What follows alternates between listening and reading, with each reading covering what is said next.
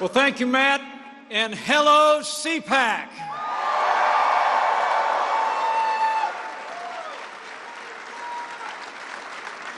It is great for us to be back at CPAC 2019, the largest gathering of conservatives anywhere in America.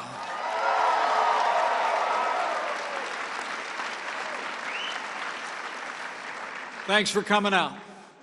And I'm honored to be joined here by thousands of conservatives in our nation's capital, but I also want to give a shout out to all those great conservatives watching across this country, especially all of our friends joining us live from Lynchburg, Virginia at Liberty University. I'll see you in May.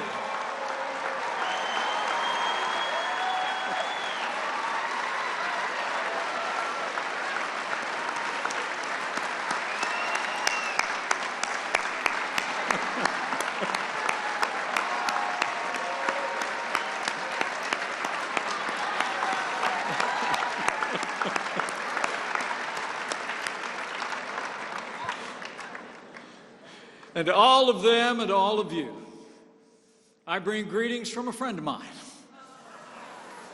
a man who restored American leadership at home and abroad, and a man who can't wait to be with you tomorrow. I bring greetings from the 45th President of the United States of America, President Donald Trump.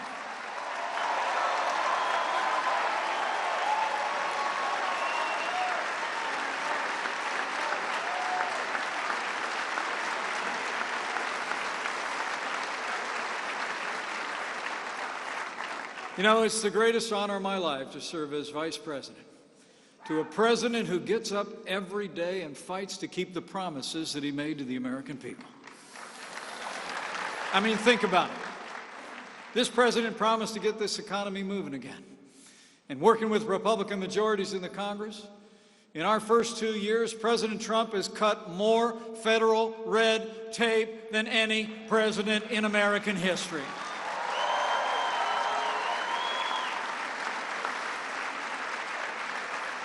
We've unleashed American energy, and now the United States is the largest producer of oil and natural gas in the world.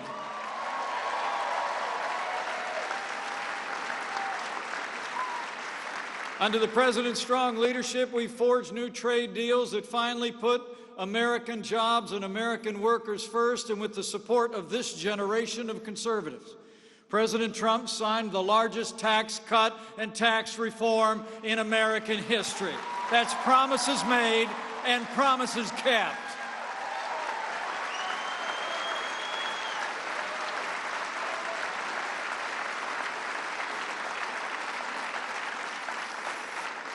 We cut taxes across the board for working Americans, for American businesses. And we cut out the core of Obamacare. The individual mandate is gone.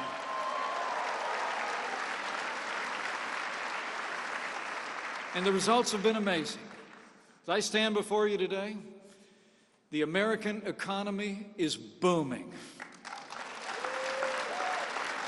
In just over 2 years, businesses large and small have created 5.3 million new jobs, including over 480,000 good-paying manufacturing jobs that the other side said would never come back.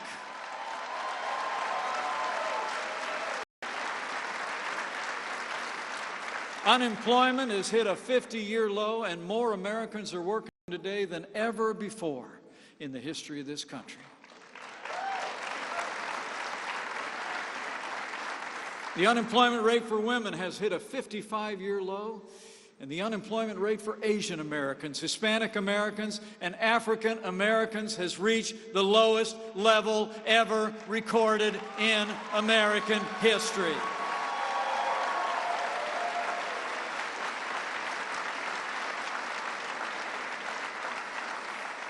And the wages of working Americans are rising at a faster pace than they have in more than a decade.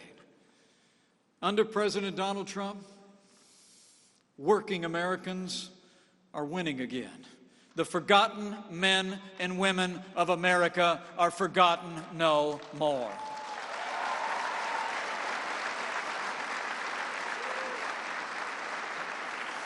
Everywhere you look, confidence is back. Jobs are coming back. In a word, America is back, and we're just getting started.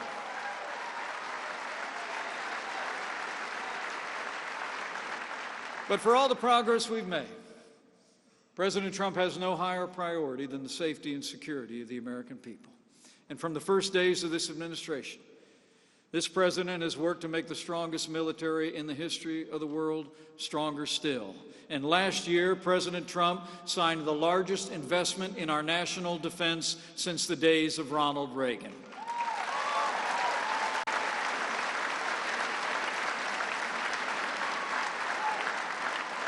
We're modernizing our nuclear arsenal, updating missile defense, and before the year is out, President Trump will launch the 6th branch of our armed forces, the United States Space Force.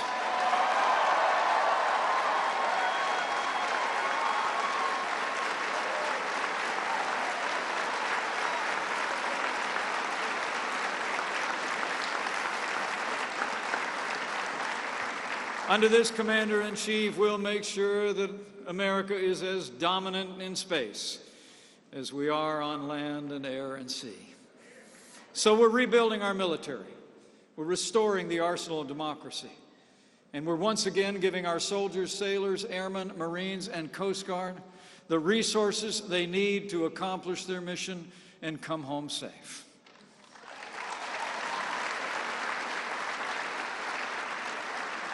And we're also standing with our veterans and all the men and women who have worn the uniform of the United States, and we restored accountability to the VA. We're finally giving our heroes access to the world-class health care that they earned in the uniform of the United States. Veterans' choice is here.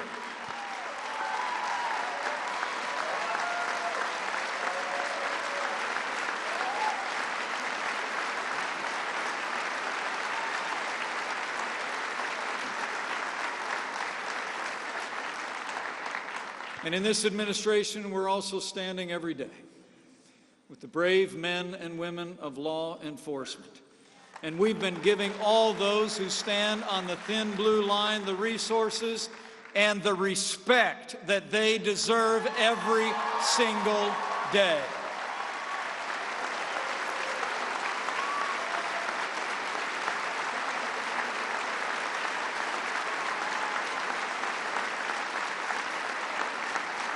And that includes the courageous men and women of Customs and Border Protection who put their lives on the line every single day.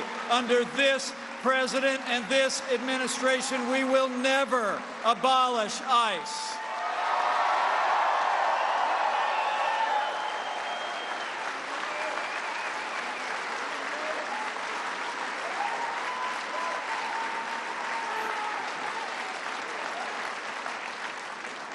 You know, as the president has said many times, if you don't have a border, you don't have a country.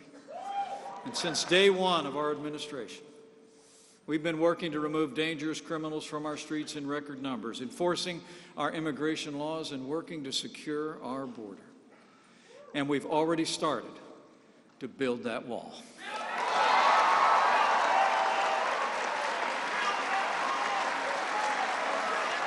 And I'll make you a promise. Before we're done, we're going to build it all.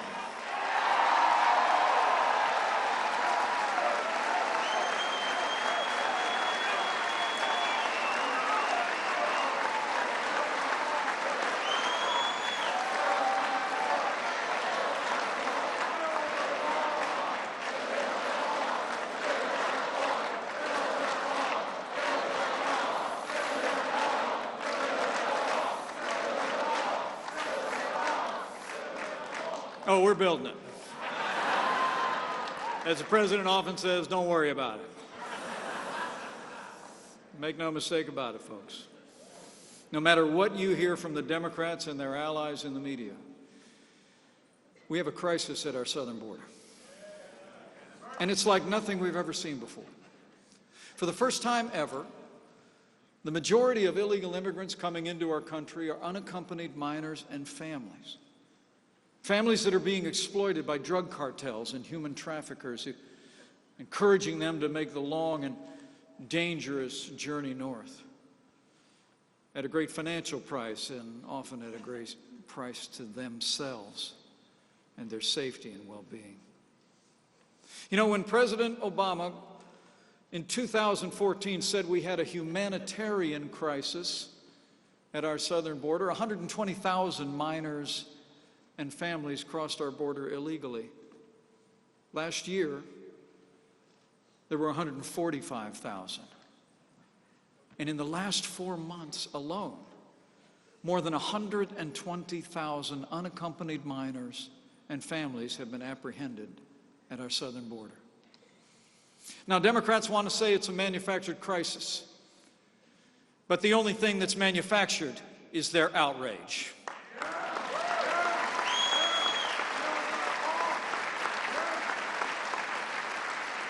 Every day we don't secure our border, we're allowing the crisis to worsen, more lives to be endangered, more people to be exploited, and more drugs to flow into our country. That's why President Trump used his authority under the law to declare a national emergency on our southern border.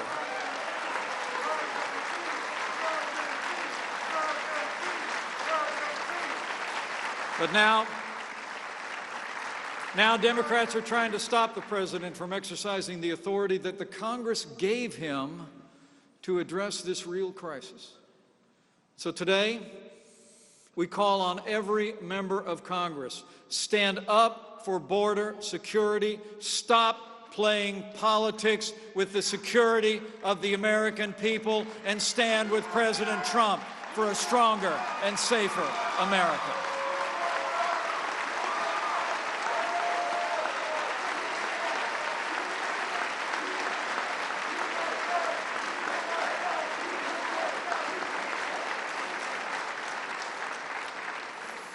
With his renewed commitment to law and order, this president's also been busy seeing to our judicial branch. President Trump has appointed more men and women to our federal courts in the last 2 years than any administration in American history, and they are all conservatives like Justice Neil Gorsuch and Justice Brett Kavanaugh.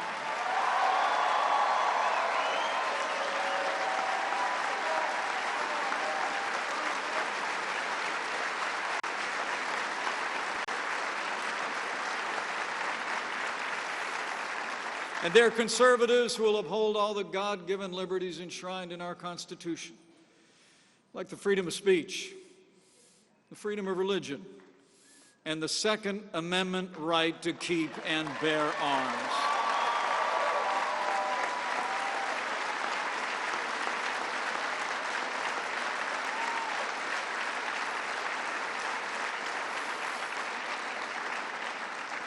You know, the freedom of religion is not just enshrined in our Constitution. It's enshrined in the hearts of the American people. But make no mistake about it, freedom of religion is under attack in our country. Lately, it's actually become fashionable for media elites and Hollywood liberals to mock religious belief. My own family recently came under attack just because my wife Karen went back to teach art to children at a Christian school. Let me say before all of you, I couldn't be more proud of my wife.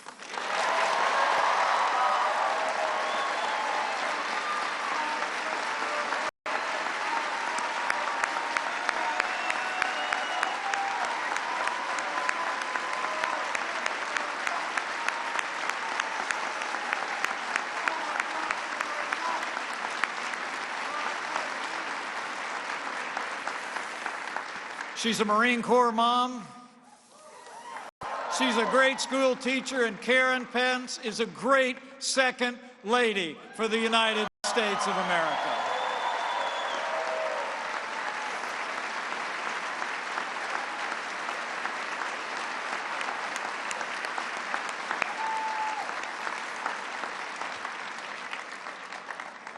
But let me be clear on this point. This is not about us. It's about all of you. It's about the sincerely held belief of millions of Americans who cherish their Christian faith and Christian education. And so I'll make you a promise. Under this president and this administration, we will always stand with people of faith. We will always defend the freedom of religion of every American of every faith. So help us God.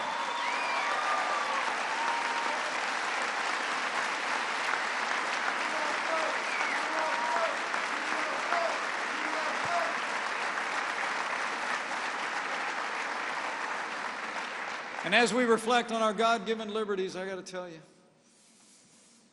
I couldn't be more proud to serve as Vice President to the most pro-life president in American history.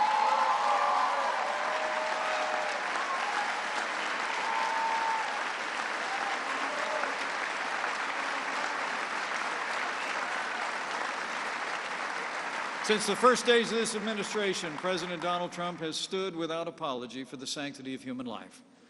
In one of his very first acts, the president reinstated the Mexico City policy preventing taxpayer dollars from funding abortion or abortion providers around the world. And here at home, President Trump signed a law to allow all 50 states to defund Planned Parenthood.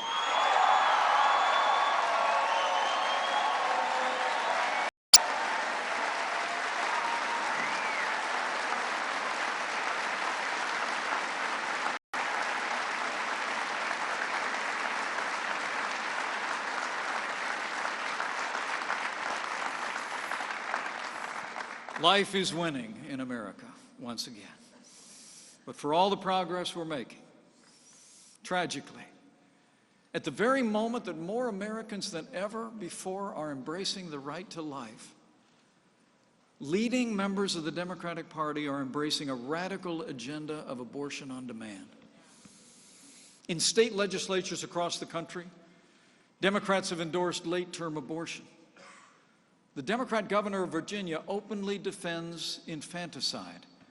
And just 4 short days ago, Democrats in the Senate, including every Democratic senator running for president, voted against a bill that would prevent newborn babies who survived failed abortions from being killed.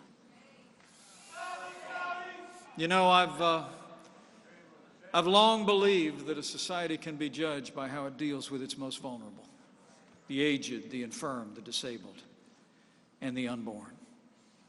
With Democrats standing for late-term abortion, infanticide, and a culture of death, I promise you, this president, this party, and this movement will always stand for the unborn. We will always defend the inalienable right to life.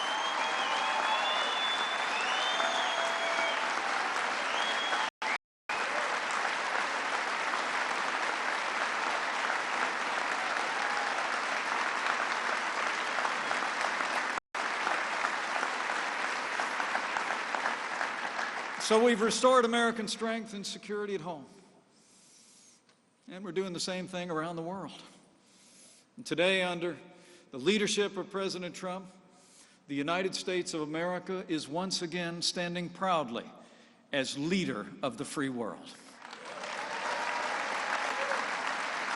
Like when this president kept his promise to our most cherished ally and moved the American embassy to Jerusalem, the capital of the state of Israel.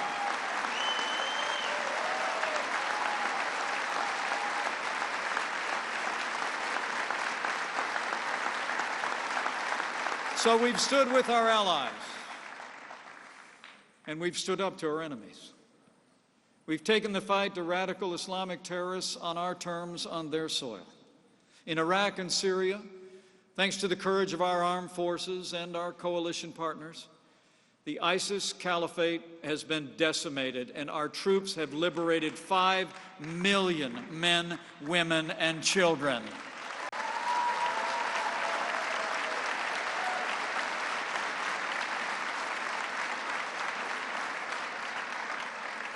to see the extraordinary progress they've made in liberating millions from the vicious grip of ISIS. I say with conviction again what has been said throughout history. The armed forces of the United States are the greatest force for good in the history of the world.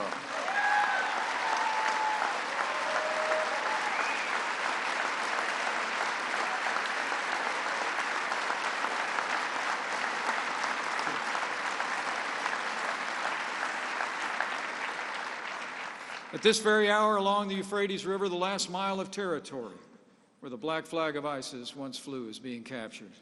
And in the wake of these gains, President Trump has announced that the United States will begin to hand the fight off to our partner and bring our troops home. But be assured of this, we will keep a strong presence in the region. We will get our allies to do more in the fight against ISIS, and together we will hunt down and destroy the remnants of ISIS wherever and whenever they rear their ugly head, so they can never threaten our people or our allies again.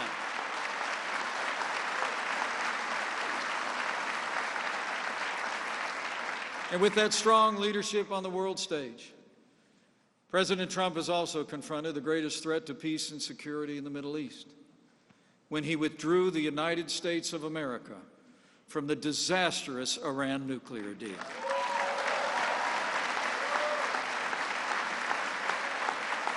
The Islamic Republic of Iran is the leading state sponsor of terrorism in the world. Iran supports terrorist proxies, fuels conflicts in the region, plots terrorist attacks on European soil, and openly advocates the destruction of the State of Israel. 2 weeks ago, Karen and I stood and prayed at the Auschwitz-Birkenau Nazi death camp in Poland.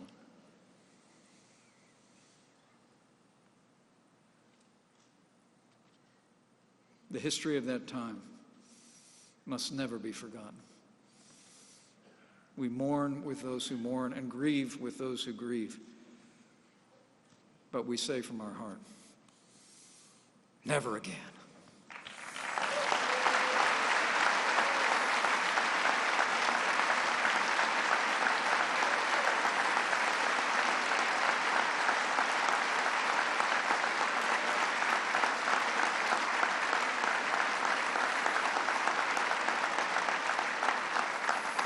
As we stood in that place, I thought, when authoritarian regimes breathe out vile anti-Semitic hatred and threats of violence, history teaches we must take them at their word.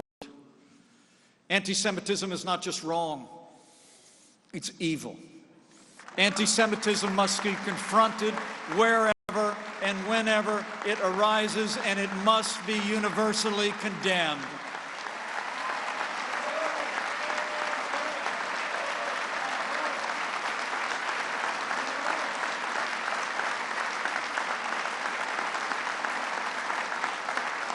The Iranian regime openly advocates another Holocaust and seeks the means to achieve it. But I can assure you, under President Donald Trump's leadership, America will continue to stand strong. We will continue to oppose Iran, its malign influence, and I promise you, under this president, America will never allow Iran to obtain a nuclear weapon.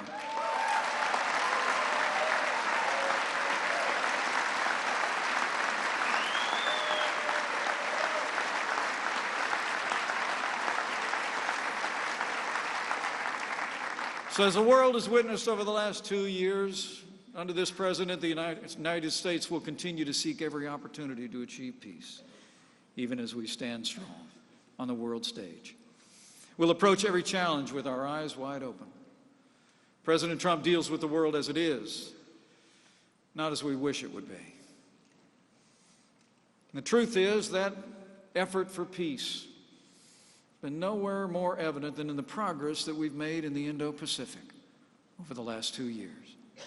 It's remarkable to think that when I stood at this podium 2 years ago, North Korea was engaged in regular nuclear tests, launching missiles over Japan, threatening the United States and our allies. Faced with this threat, President Trump rallied the world around an unprecedented pressure campaign, and the world has witnessed the results. No more nuclear tests, no more missiles being fired.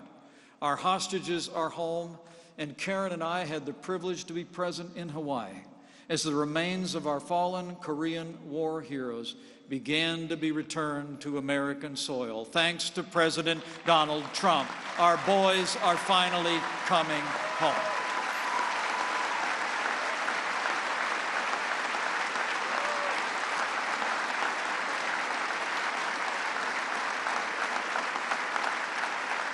Now, last night, President Trump returned from a second historic summit with North Korea in Vietnam. As the President said, it was a productive 2 days, and discussions among teams will continue. But as President Trump said as he departed,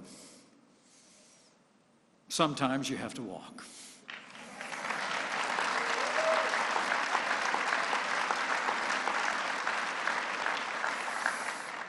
And I can assure you, after decades of failure with North Korea, under President Trump's leadership, America will not repeat the mistakes of the past. We will keep seeking peace. But for the sake of our security, the sake of the people of the Korean Peninsula, President Trump will stand firm until we achieve the complete denuclearization of North Korea.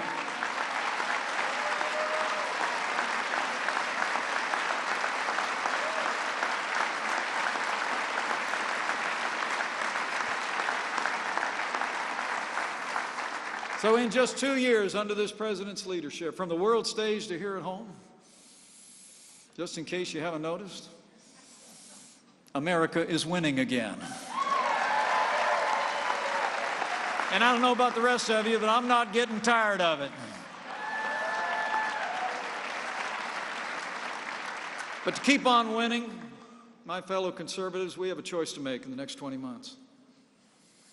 Will we re-elect a president who's making America great again for 4 more years? Or will we let the Democrats take America on a hard left turn and lose all the gains that we fought so hard to make? There you go. You know, America was founded on a simple idea. And that idea is freedom. But over my lifetime, the support for liberty, a strong national defense, free enterprise, inalienable rights has principally fallen to our party and to this movement. Today, Democrats openly advocate an economic system that has impoverished millions of people around the world. Under the guise of Medicare for all and a Green New Deal, Democrats are embracing the same tired economic theories that have impoverished nations and stifled the liberties of millions over the past century. That system is socialism.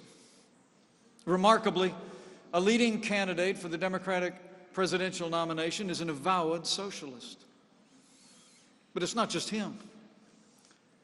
Bernie's been joined by a chorus of candidates and newly elected officials who have papered over the failed policies of socialism with bumper sticker slogans and slick social media campaigns. What they're actually offering is just more of the same. More taxes, more spending, more government, and less freedom. It was freedom, not socialism, that gave us the most prosperous economy in the history of the world. It was freedom, not socialism, that ended slavery, won 2 world wars, and stands today as the beacon of hope for all the world.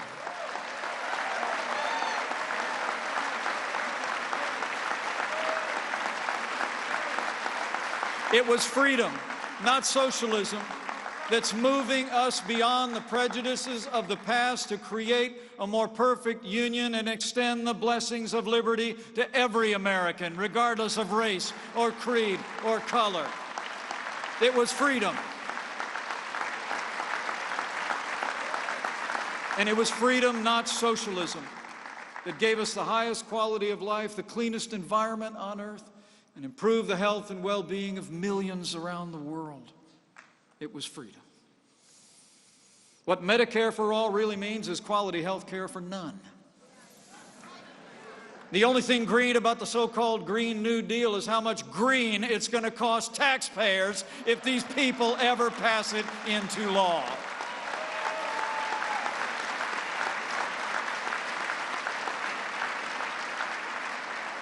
You know, Margaret Thatcher probably said it best. The trouble with socialism is that you eventually run out of other people's money.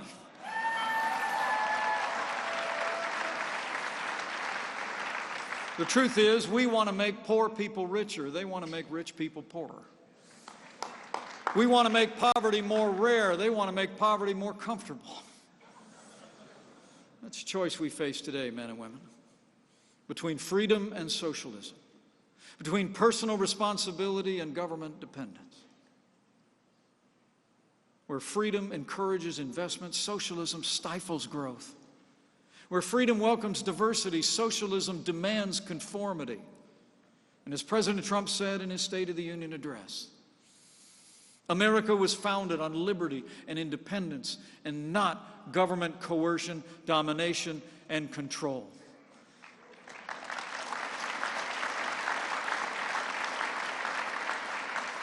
The moment America becomes a socialist country is the moment that America ceases to be America. And as the President said 24 days ago, so we must say with one voice, America will never be a socialist country.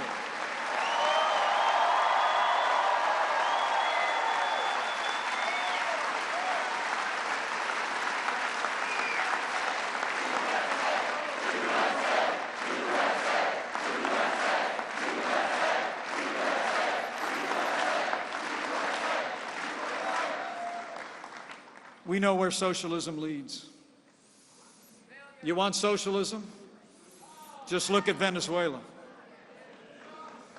Venezuela was once one of the richest and most vibrant democracies in the Western Hemisphere, but under Maduro's socialist rule, it's become one of the poorest and most despotic. Today, more than 9 out of 10 people live in poverty in that once rich country. More than 3 million Venezuelans have abandoned their homes and fled the brutality of the Maduro regime. But the struggle in Venezuela is between dictatorship and democracy. The struggle in Venezuela is between socialism and freedom. And as I told world leaders in Colombia just this week, Nicolas Maduro is a dictator with no legitimate claim to power, and Nicolas Maduro must go.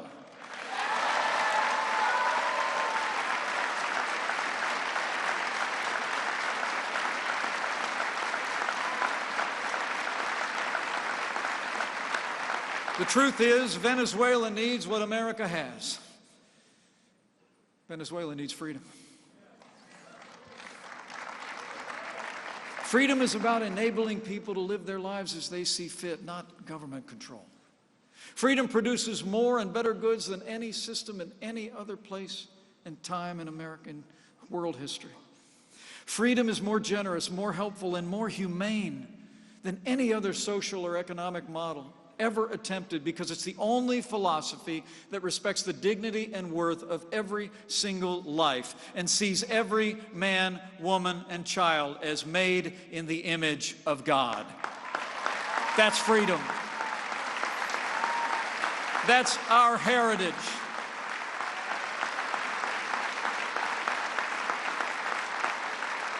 And freedom works. This is what we believe. This is who we are. But this is the choice we face in the next 20 months. So men and women of CPAC, we got work to do. I came here to say thanks.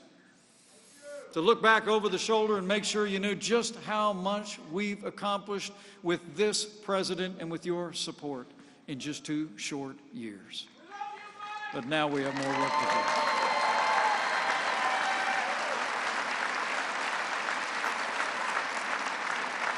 But now we have more work to do. Just as we did in 2016, 20 months from now, the American people are going to face a choice once again. You know, 2 years ago in Poland, President Trump declared, and I quote, "The fundamental question of our time is whether the West has the will to survive." As we gather here today, we must ask our movement the same question. As the President went on to say that day, in his words, do we have the confidence in our values to defend them? Do we have enough respect for our citizens to protect our borders? Do we have the desire and the courage to preserve our civilization? Looking out across this room, looking out across this great movement, I know we do.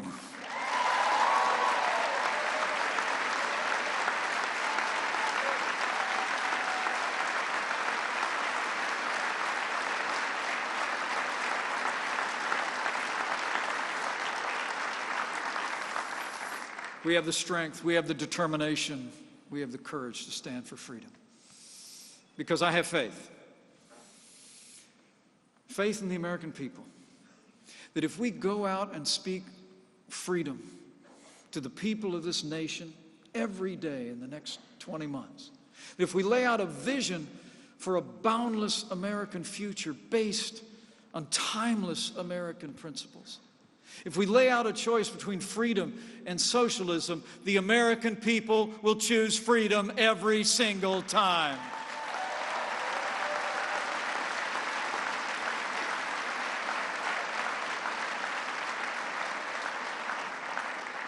The President and I both know that if we hold the banner of freedom high, if we put into practice those words of Scripture inscribed on the Liberty Bell, to proclaim liberty throughout all the land and unto all the inhabitants thereof, the American people will rally to our cause once again. We will keep on winning. We will keep on growing. And we will preserve freedom for this generation and the next. So as you go from this place, go with confidence. Confidence that you have a president that's fighting every day for the ideals and the values that are at the heart of American greatness. Confidence in the goodness of the American people, the rightness of our cause. And confidence that if we ask for the blessings of Him who established this miracle of democracy on these wilderness shores so long ago, that we cannot fail. For where the Spirit of the Lord is, there's liberty. So freedom always wins.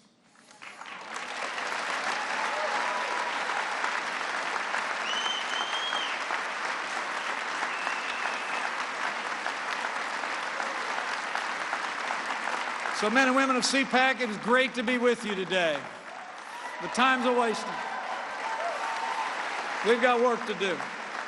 But I leave here with renewed confidence that if all of us do all that we can between now and November of 2020 to hold up freedom, to protect our people, to defend our values, and with President Donald Trump in the White House, with more conservatives elected to our nation's capital and to state houses across this nation, and with God's help, we will make America safe again. We will make America more prosperous than ever before. And to borrow a phrase from a friend of mine, we will make America great again. Thank you very much. God bless you, and God bless the United States of America.